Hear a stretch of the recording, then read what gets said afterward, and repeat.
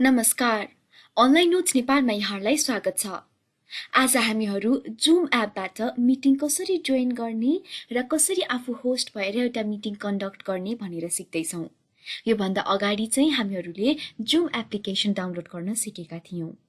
यदि तपाईहरूले त्यो भिडियो हेर्नु भएको छैन भने मैले त्यो भिडियोलाई माथिको आई बटनमा पनि राखेको छु। लाउनुहोस् हामी सिक्न सुरु गरौँ। सबैभन्दा पहिले हामीहरू चाहिँ जुम खोल्छौँ र त्यसको लागि हामीहरू सर्च बारमा गएर जुम भनी टाइप गर्छौँ। टाइप गरिसकेपछि हाम्रो यस्तो खुल्नेछ। मैले चाहिँ हाम्रो अनलाइन नोट्स नेपालको गुगल अकाउन्टबाट मैले यो हाम्रो जुमको अकाउन्ट खोलेको छु। अब हामीहरूले कुनै पनि मिटिङ जोइन गर्नको लागि हामीहरूले यहाँ जोइनमा क्लिक गर्न सक्छौँ र हामीहरूले पाएको मिटिङ आइडी यहाँ हालेर हामीहरूले चाहिँ पछि पासवर्ड हालेर यसलाई जोइन गर्न सक्छौँ। जोइन मिटिङमा क्लिक गरेर हामीहरूले जोइन गर्न सक्छौँ भने हामीहरूले कुनै पनि मिटिङ होस्ट गर्नुपर्ने भयो भने हामीहरू सबैभन्दा अगाडि यहाँ माथिबाट मिटिङ्समा जान्छौँ। मिटिङ्समा गइसकेपछि हामीहरू कपी इन्भिटेसन गर्छौँ।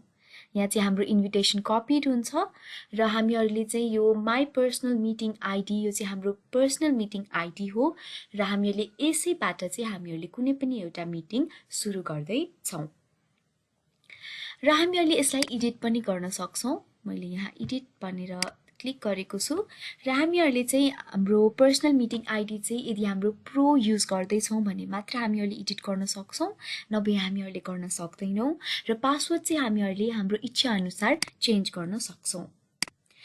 र यसरी हामीहरूले सेभ गर्छौँ यसलाई र यसलाई स्टार्ट गर्नको लागि हामीहरूले यसमा स्टार्ट क्लिक गर्ने बित्तिकै हाम्रो चाहिँ यो मिटिङ स्टार्ट हुन्छ। यसरी हामीहरूले तत्कालै कुनै पनि एउटा मिटिङ सुरु गर्न सक्छौँ। तर हामीहरूलाई चाहिँ कुनै पनि एउटा मिटिङ सेड्युल गरेर गर्नुपर्ने छ भने चाहिँ हामीहरूले होममा जान्छौँ र यहाँ सेड्युलमा हामीहरू क्लिक गर्छौँ।